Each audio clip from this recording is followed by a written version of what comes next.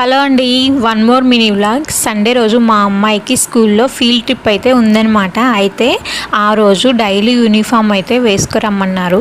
Daily యూనిఫామ్లో ఈ blazer అయితే ఉందన్నమాట. ఈ బ్లేజర్ వచ్చేసి మా దగ్గర లేదు, ఇంకా ముందు రోజు వెళ్ళి తీసుకొచ్చుకున్నాం అనమాట. ఇంకా అందరు వేసుకొస్తారు, ఈ అమ్మాయి వేసుకురాకపోతే బాగోదు అని చెప్పేసి ఇలా కొనుక్కొని వచ్చేసాము.